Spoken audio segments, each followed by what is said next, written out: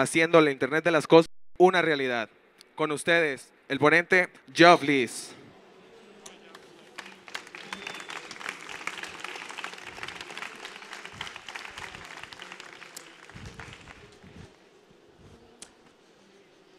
Welcome, Campus Party.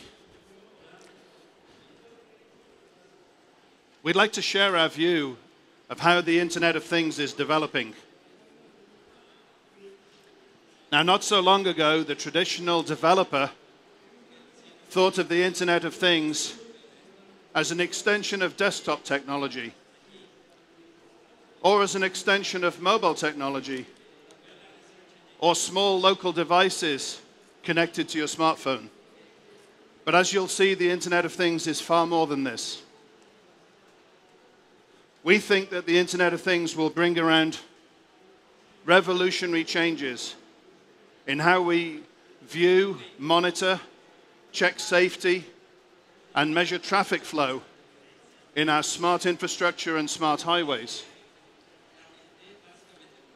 We see that vehicles will not only check lane adherence, distance from other vehicles, and manage highways in a smart way, but they'll also communicate to neighboring vehicles, maintaining safety, maintaining distances.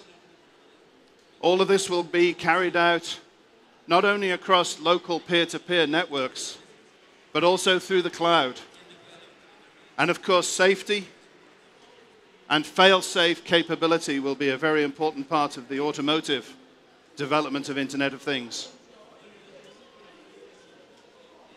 In smart agriculture, monitoring climate, measuring irrigation, measuring feed to plants, bringing smarter agriculture to the world is another key application in the Internet of Things. And in smart farming, the ability to keep track of our animals, to check on their health and their stress level, and their nutrition requirements will become increasingly important as the world's climate changes.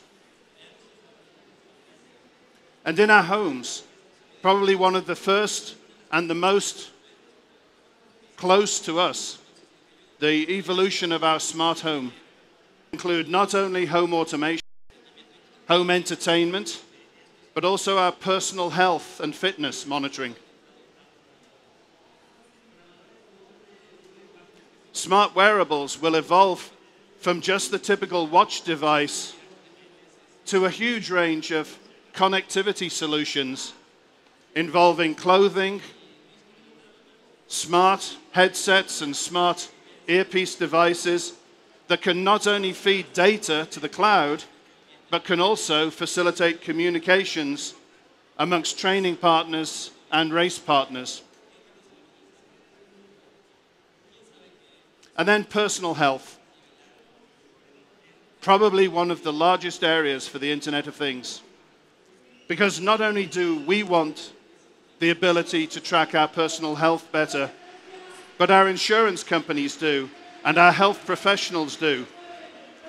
And the ability to change our health and to change diagnostics and preventive medicine with the use of Internet of Things is a huge subject.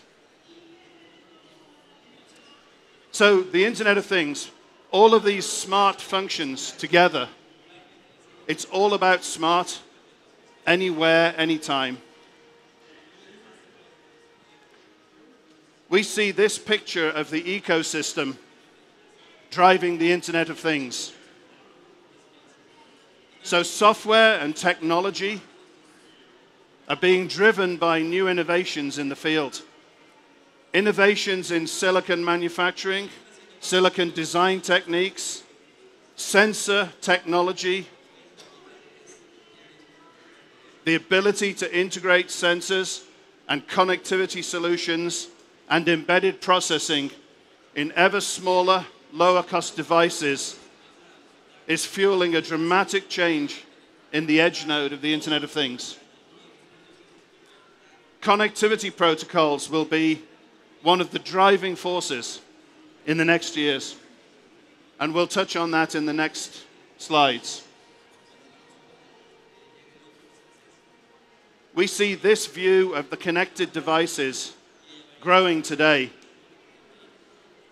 On the lower line, you see the world's population increasing. And we already passed the point at which there were more than 2 devices for every person in the world. We're on our way to 3 devices for every person in the world. And by the end of this decade, that figure is likely to be 6 devices. Now, these devices are not just extensions of our current mobile devices. These are devices around the home, devices in the environment, many of the applications I've just shown you. And of course, in the past, devices were personal. But now we're going to see leveraging more and more devices that are in the environment and networking to those ourselves. And so that's driving the number of connected devices exponentially. How do all of these devices fit together? Well, this is what we call the edge node of the Internet of Things. Those remote sensing devices, they may be placed in remote locations. They may need a battery life of 10 years. They may be connected to power and they may be connected to smaller networks. But there are thousands upon thousands of applications and many, many thousands of different edge node devices needed. They all will connect through a variety of gateway solutions. Whether your existing internet provider views this as a mobile Internet of Things, connected through his 4G and LTE and onto 5G, or whether you see this as a personal gateway. And today your residential gateway in your home is the obvious first gateway, but over time we see gateways evolving to ever smaller, ever lower power solutions that can be attached somewhere in the infrastructure. And then onto the cloud, and onto big data and large-scale analytics that will help with everything from health monitoring to smart services to financial services to web commerce and many of those web applications that you're familiar with today. On top of this, we can see how data fits. First, from these millions upon millions, in fact billions of edge nodes, we see terabytes of data per person per day. So much data, in fact, that it's hard to know how to make sense of. And as we move through the gateways, it's necessary to filter this data, to shape this data, and to perform local analytics before sending more information-related data in the form of megabytes per person per day onto the cloud. And in both cases, this information, this knowledge is available to you at the center of all of this, leading to more wisdom, more capability, more smart functionality at your fingertips. Let's take a closer look at the technology in the whole landscape of the Internet of Things, from the edge node through the local low-power networks, personal and body networks, through the gateway and onto the wide area networks. First, edge nodes. The primary concern of edge nodes is small, low cost, easy to use, very low power, able to survive in the field or on the person for many years, and battery life. Today, those edge nodes look like this. They look like some low-cost embedded processing combined with RF and non-volatile flash memory, some mixed-signal analog for sensor interfacing, and of course some sensors, all with conventional manufacturing techniques. As we move forward and we see miniaturized devices designed specifically for things like Bluetooth, person-to-person communications. We see two forms evolving. The first is system in package. That can make use of today's silicon and can provide smaller form factor solutions. That gives us a faster time to market and a lower cost compared to the larger scale boards today. But in the longer term, we see the full advantage of edge nodes coming from large scale integration.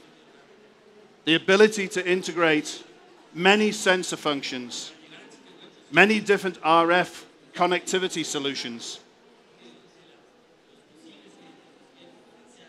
And edge node software is the key.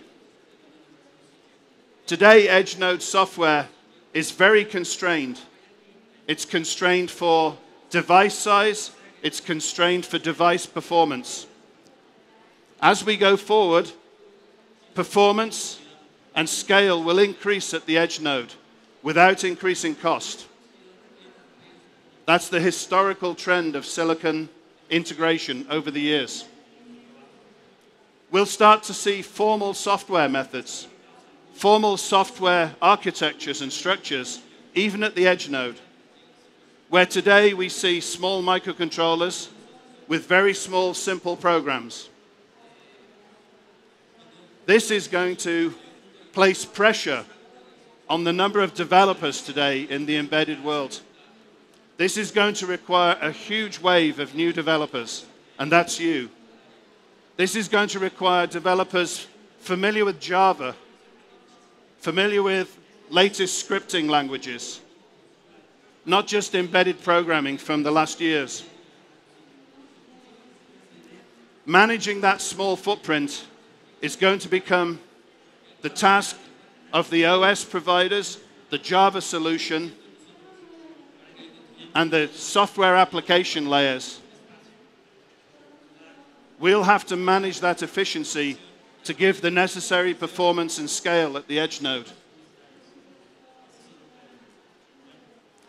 And then we have today a myriad of different connectivity solutions, many of which have come about to take advantage of lower power technologies or specific market protocol requirements. And there's a whole host of protocol requirements today in consumer, such as Wi-Fi, Bluetooth Smart, Zigbee, and 6LoWPAN, which is a technology for keeping IPv6 internet protocol even as we move through the low power, lower level connectivity nodes. But all of this creates a huge problem, the problem of interoperability.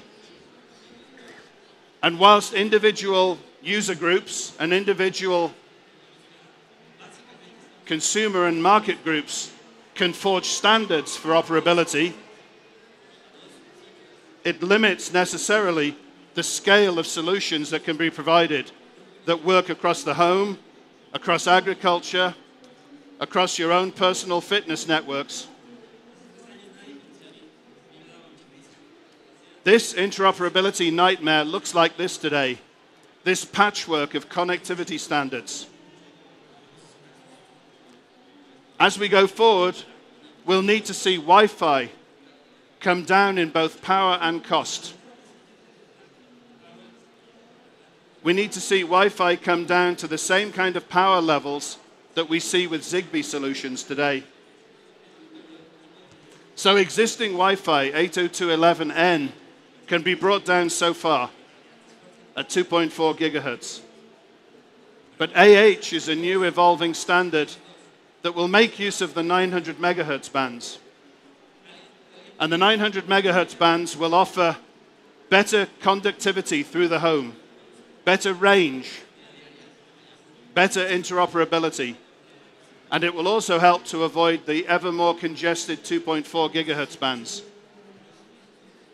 Low power Wi-Fi offers the potential for 1 kilometer range with multi-year battery life.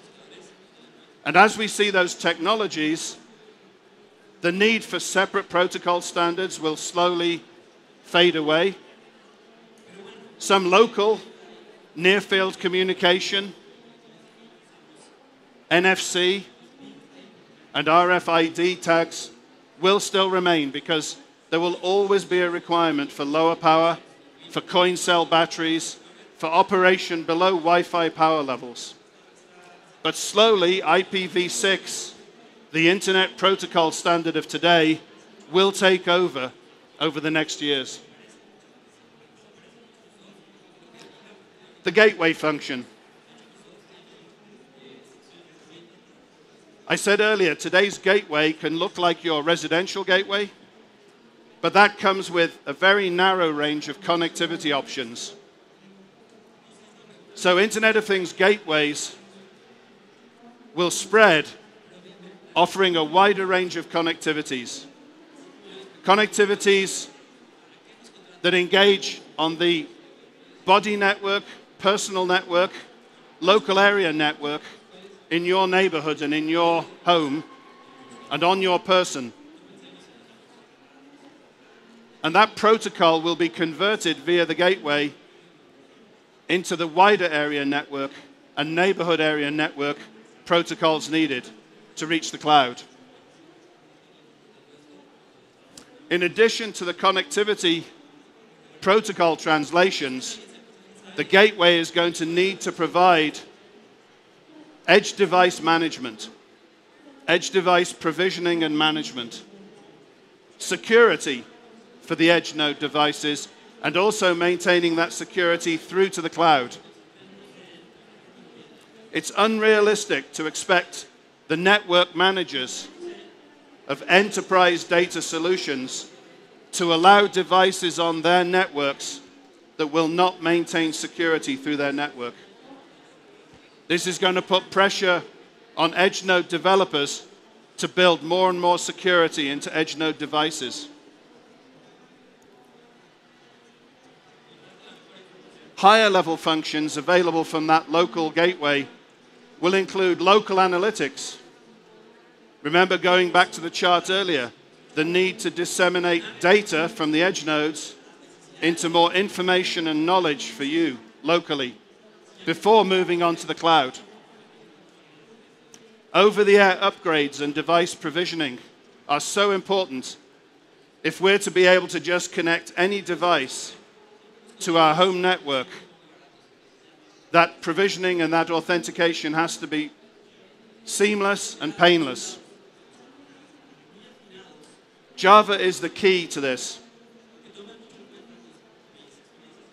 We have developed a residential gateway, a Linux computer offering Java, full Java development environment, which allows many of these functions. And the Java platform is now being enhanced with Java 8. So how does Java 8 affect the evolution of IoT?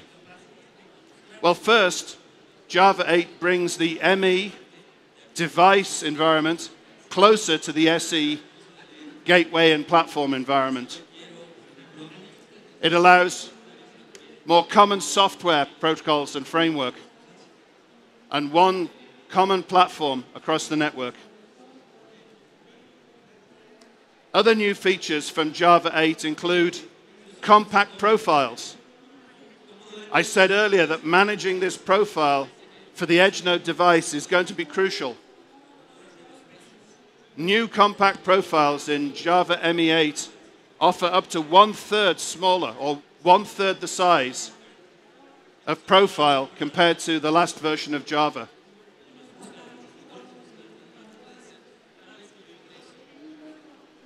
Lambda expressions will allow easier use of multi-core architectures.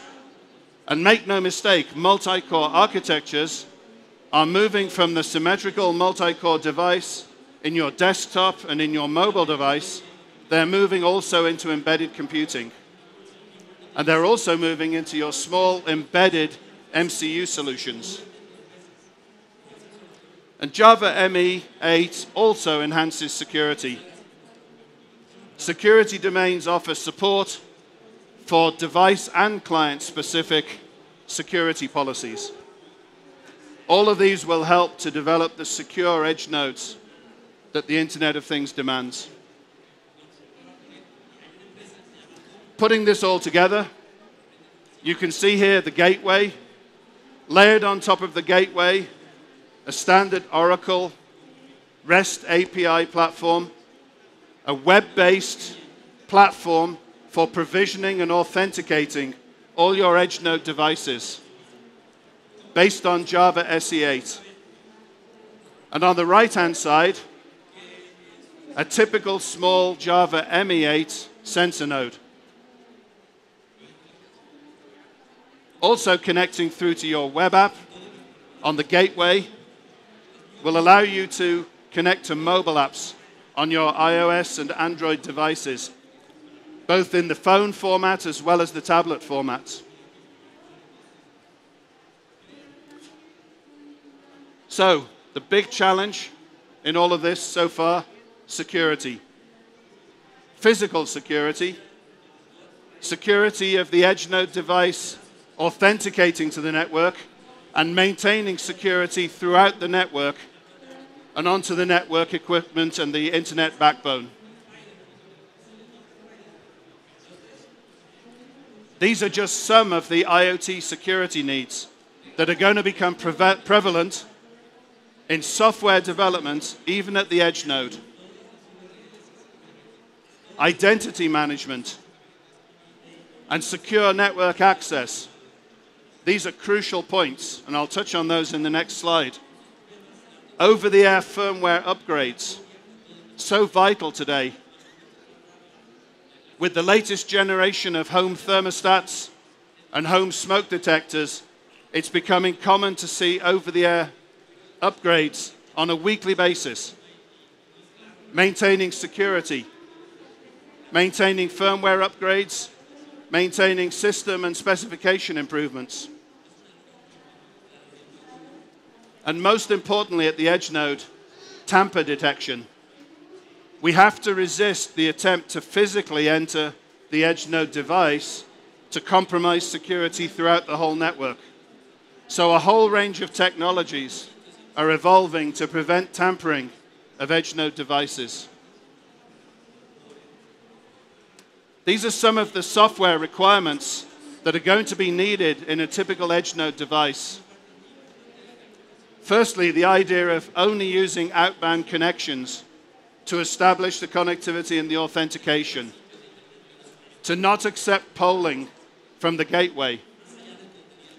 One extreme example of this is Bluetooth transmit-only devices.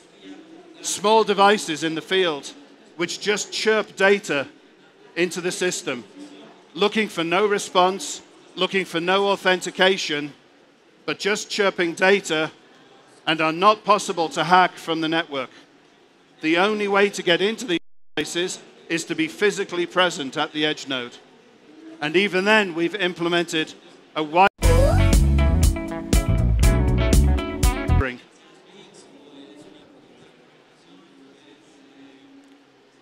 secure socket layer. Encryption and security is going to be needed to maintain that fundamental network security. Closing debug points in devices. It's no longer going to be possible to leave debug points and debug connections open for connection. They have to be closed down before installation and permanently locked out. And as I said, the most important thing is enabling over-the-air software and firmware updates. Keeping the devices up to date and keeping the network current is the most important part of maintaining security. So to help you with all of these development needs, we have a complete platform of IoT development tools. From tools that help you select devices, select particular specifications, particular technologies and particular performance levels, Solution Advisor. A number of development platforms from single, low cost, easy to develop, right the way through to scalable tower systems that allow you to mix and match technologies from many vendors. Sensor technologies, mixed signal analog devices, all brought into one platform system. Development tools from many partners.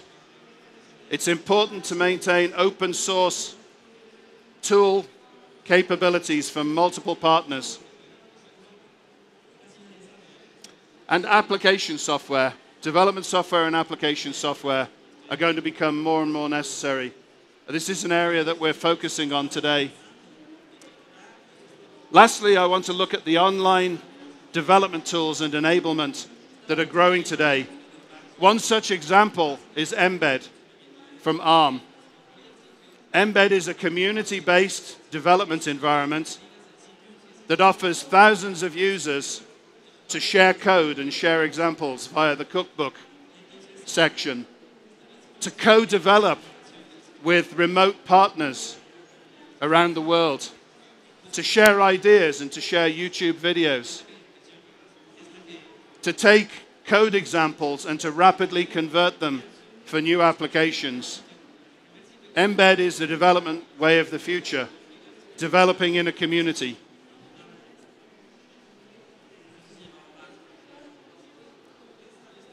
All of this requires you. All of this requires more developers experienced with Java, with security, with transaction processing, with web commerce. The embedded developer of today is familiar with hardware, with standalone microcontroller-based solutions. Historically, these solutions have not been part of the network. Now all embedded products are being designed specifically to be able to connect into the network. And we need you. Thank you.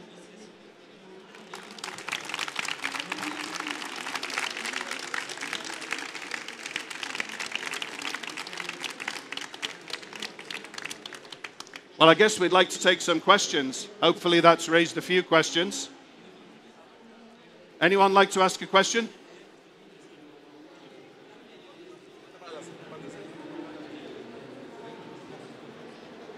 Oh.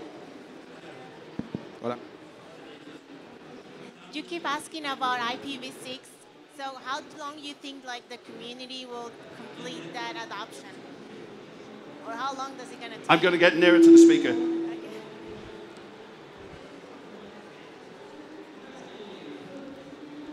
I'm sorry, could you repeat the question? Yeah, you keep talking about IPv6 Yes. and this new protocol. So how long do you think it's gonna take to be completely adopted?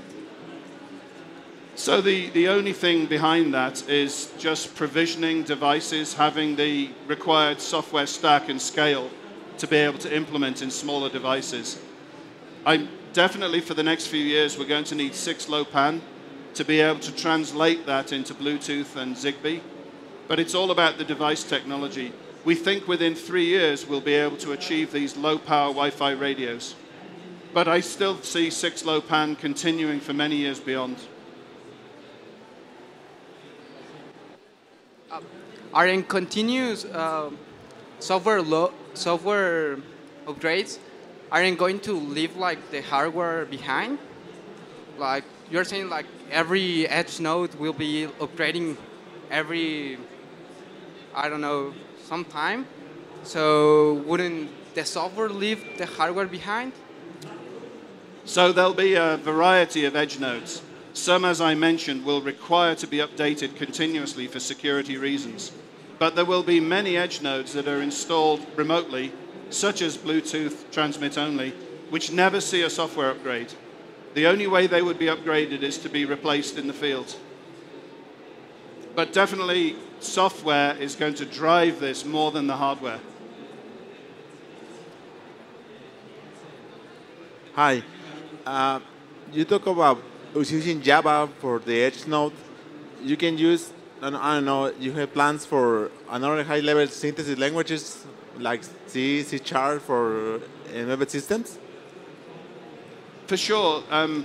what we were showing there is the layer of connectivity that connects to the network. Obviously, we see Java as one way to provide necessary security modules and just the ease of programming with the number of Java developers. But there will always be control level functionalities in the edge node that may require dedicated C or very specific engineering. So there probably will be layers of software with some control layers that are isolated from the network layer. So it'll be a mixed environment. Of course, the more people that use Java, and the more that we can exert influence on the Java developers, the actual software developers of Java itself, the more we can get more real-time and control level functionality built in. All those technologies you talk about sound awesome, but what about the people? How much do you think they will resist the change to have multiple devices on their bodies? And, well, okay. Stuff.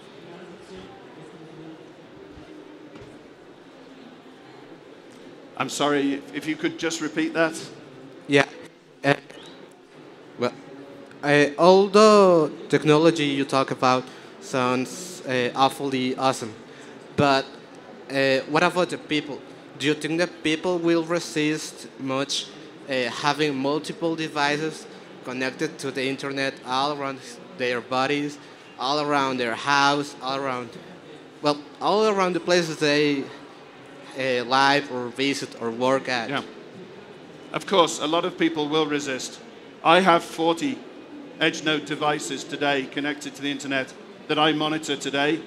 I have a lot of colleagues who are also very interested and excited about that.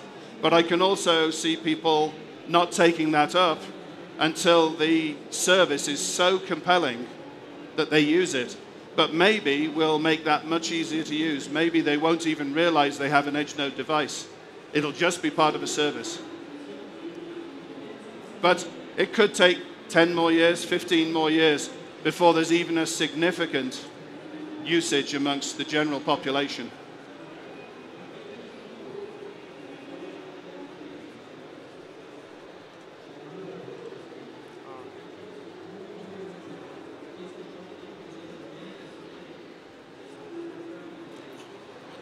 Can we just get a microphone?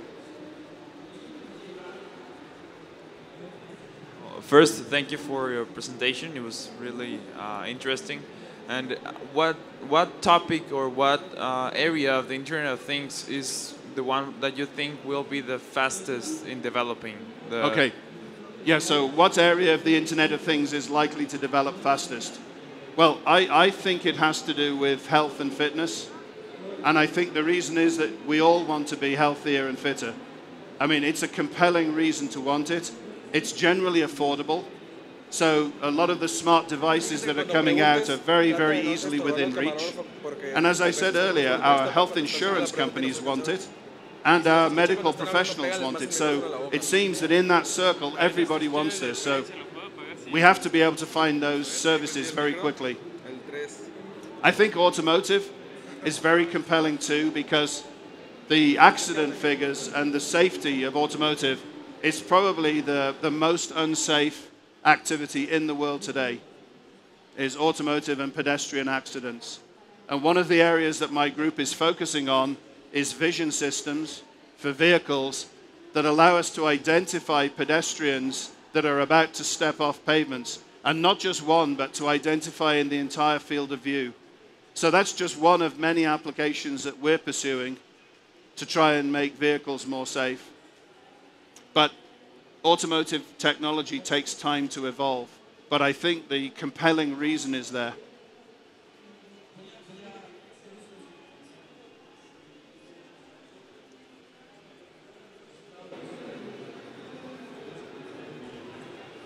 We got any?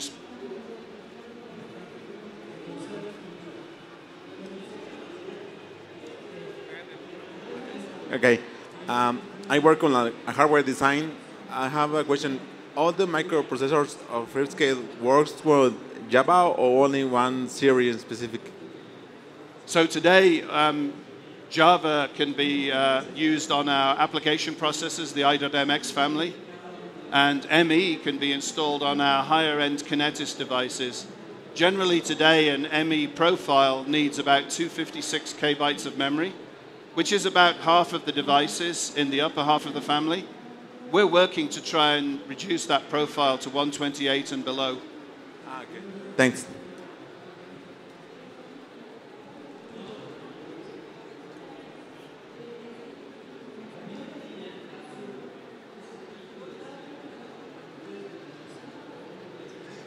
Well, unless there's any more questions, I'd like to thank you very, very much for attending.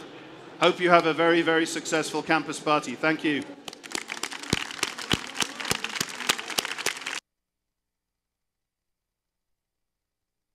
If you wanted to ask a question but didn't want to speak in public, don't worry.